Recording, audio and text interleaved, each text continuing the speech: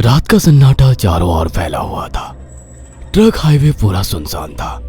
चारों ओर ठंड से हाड़ कपा देने वाली ठंड चल रही थी। हाईवे के चारों ओर घना जंगल था। उसी हाईवे पर एक मर्सिडीज दौड़ रही थी। उसमें 3 लोग सवार थे, राहुल, निधि और उनकी 10 साल की बेटी तानिया। राहुल अपने दोस्त सैफ के घर ईद की पार्टी में शामिल होने के लिए गया था और पार्टी करके घर लौट रहा था। निधि ने मुस्कुराकर ड्राइव करते हुए राहुल से कहा, कुछ भी कहो राहुल, आज तो ईद की पार्टी में मजा आ गया। हाँ, मेरा दोस्त बहुत ही बिंदास और हंसी मजाक करने वाला व्यक्ति है। मैंने देखा उसके घर पर शहर की एक से एक बड़ी हस्ती थी, मगर फिर भी वो उन सबको इग्नोर करके हमें इम्पोर्टेंस दे रहा था। हाँ, देगा क्यों नहीं, आखिर मेरा दोस्त जो है। सच में राहुल, अमेरिका से इंडिया लौटकर बहुत अच्छा फील हो रहा है। वैसे तुम्हारा दोस्त सचिन अभी तक नहीं आया अमेरिका से?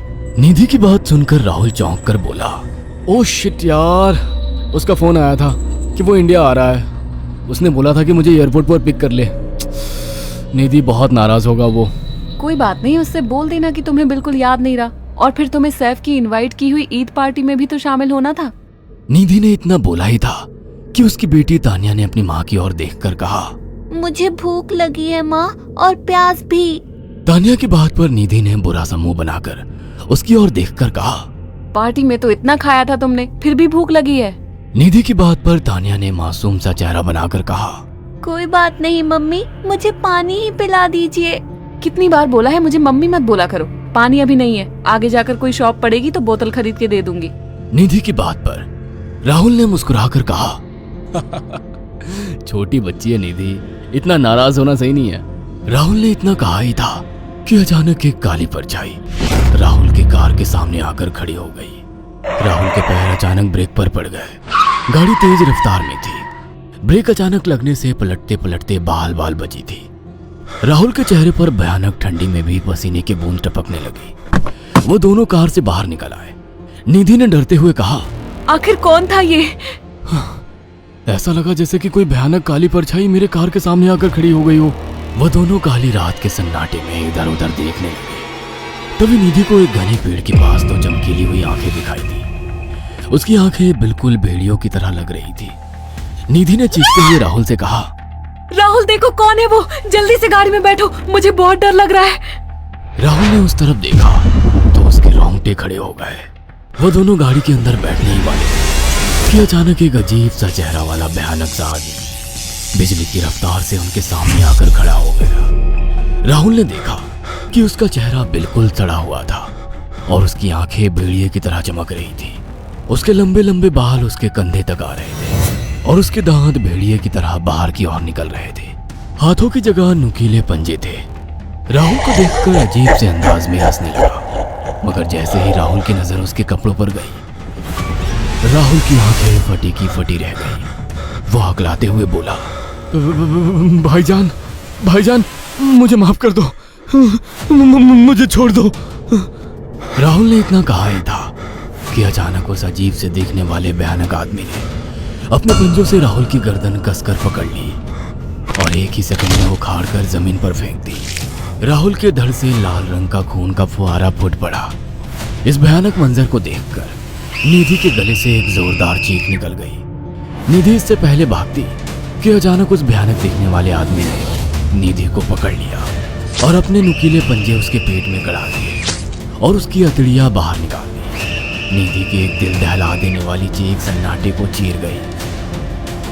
अचानक हवा का एक बवंडर उठा और वो भयानक सा दिखने वाला व्यक्ति देखते ही देखते बवंडर के साथ गायब हो गया। तानिया ने डरते डरते निधि के मोबाइल से पुलिस और सैफ को बुला लिया और कुछ ही देर में वहां चारों ओर पुलिस की गाड़ियां थी। पुलिस ने राहुल के दोनों दोस्त सैफ और सचिन को वहीं बुला लिया। इंस्पेक्टर अर्जुन ने दोनों से कहा, मैंने ऐसी हत्याएं अपने करियर में कभी पहले नहीं देखी। ये काम तो ना किसी जानवर का लगता है, ना ही किसी इंसान का। सचिन कपकपाती हुई आवाज में बोला, आप कहना क्या चाहते हैं? कुछ कह नहीं सकता। जिस किसी ने भी इन दोनों को मारा है, उससे एक बात तो साबित होती है कि वो इन दोनों से हद से ज्यादा नफरत करता था। अब सारी सच्चाई तो यह बच्ची ही बता सकती है। इतना बोलकर इंस्पेक्टर अर्जुन तानिया के पास चला गया, जो बेहद डरी हुई थी। तानिया ने आंखों देखी सारी घटना इंस्पेक्टर अर्जुन को बता दी। तानिया की बात सुनकर इंस्पेक्टर अर्जुन कंफ्यूज चेहरा लेकर मोबाइल पर किसी से बात करने लगे। सचिन इंस्पेक्टर के पास आ गया और सैफ भी डरता हुआ इंस्पेक्टर अर्जुन के पास आकर बोला, क्या हुआ इंस्पेक्टर? तानिया ने क्या बताया? उसने जो बताया वो काबिले यकीन नहीं है। उसकी बात पर किसी भी तरह से यकीन नहीं किया जा सकता। फिर भी कुछ तो बताया इंस्पेक्टर। हाँ, उस बच्ची के मुताबिक एक भूत ने निधि और राहुल को बड़ी बेदर्दी से मारा है। इंस्पेक्टर की बात सुनकर दोनों बुरी तरह से चौंक गए। क्या मतलब है इस बात का? बच्ची बेहद डरी हुई है। हम आगे की तफ्तीश जारी रखेंगे। निधि और राहुल तो चले गए, अब तानिया को मैं रख लूंगा। नहीं, राहुल मेरा अच्छा दोस्त था। तानिया अब मेरे साथ रहेगी। देखिए, बच्ची के माँ बाप अब इस दुनिया में नहीं है और आप दोनों भी शादीशुदा है। मुझे नहीं लगता कि आप दोनों बच्ची की सही से देखभाल कर सकते हैं। मेरी कोई औलाद नहीं है। मैंने अपनी पत्नी को फोन कर दिया है, वो भी IPS ऑफिसर है। ये बच्ची आज से मेरे साथ रहेगी। उसका मासूम चेहरा मेरे दिल में उतर गया है। अब तुम दोनों जा सकते हो। पूछताछ के लिए मैं जब भी तुम्हें बुलाऊं तुम दोनों आ जाना। इंस्पेक्टर ने ये बात बोली ही थी कि अचानक वहां पर मौसम बदल गया। चारों ओर काली घटाएं छा गई और एक भयानक बवंडर उठा और देखते ही देखते सब पुलिस वालों के सामने वो भयानक चेहरे वाला आकार सबके सामने खड़ा हो गया। उसको देखकर सबके रोंगटे खड़े हो गए। देखते ही देखते उसने अपने भयानक पंजे सैफ की आंखों में डालकर उसकी आंखें निकाल ली। सैफ ने चीखते हुए वहीं दम तोड़ दिया। उस भयानक आदमी को देखकर सचिन उसके पैरों पर गिर गया। तुम तो भाईजान से कपड़े पहने हो। मैं समझ गया, तुम भाईजान हो। मुझे माफ कर दो भाईजान, मुझे यहाँ से जाने दो। मैंने कुछ नहीं किया था। वो भयानक चेहरे वाला गुर्राते हुए बोला, बता इन सबको कि ये सब इतनी भयानक मौत क्यों मरे। सचिन दौड़ता हुआ इंस्पेक्टर अर्जुन के पास गया और बोला, मैं जानता हूँ इसने इन तीनों को क्यों मारा। इसका नाम भाईजान था। जब ये जिंदा था ये किसी का भाई किसी की जान था। बहुत साल पहले ये हम सबका बहुत अच्छा गहरा दोस्त और बिजनेस पार्टनर था। ये सबकी बहुत मदद किया करता था। इसकी प्यारी सी बेटी थी तानिया, जो इस वक्त कार के अंदर बैठी हुई है। ये इसी की बेटी है। भाईजान अपने सारे पैसों से एक बहुत बड़ा हॉस्पिटल खोलना चाहता था जिससे गरीबों का मुफ्त इलाज किया जा सके, मगर हम तीनों इसके लिए तैयार नहीं थे। हमारी नीयत उसकी दौलत पर खराब थी और एक दिन हम सब धोखे से ईद के दिन भाईजान को यहाँ ले आए और इसे मारकर फेंक दिया।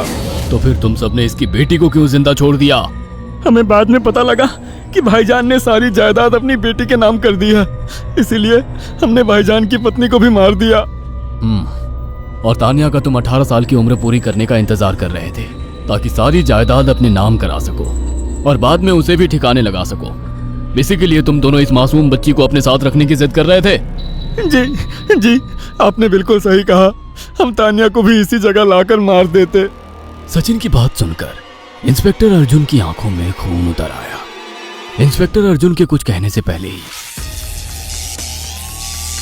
भाईजान बिजली की रफ्तार से इंस्पेक्टर अर्जुन की आंखों के सामने से सचिन को पकड़कर ले गया और उसके शरीर के टुकड़े टुकड़े कर दिए और हवा में उठे एक तेज बवंडर के साथ गायब हो गया। सारी घटना इंस्पेक्टर अर्जुन की आंखों के सामने हुई थी। तानिया को इंस्पेक्टर अर्जुन और उसकी पत्नी ने अपनी बेटी की तरह पाला। अगर आपको हमारी ये कहानी पसंद आई हो तो इसे लाइक और शेयर करना ना भूलें। साथ ही ऐसी और नई कहानियों के अपडेट्स पाने के लिए हमारे चैनल अक्षु टीवी को जरूर सब्सक्राइब करें।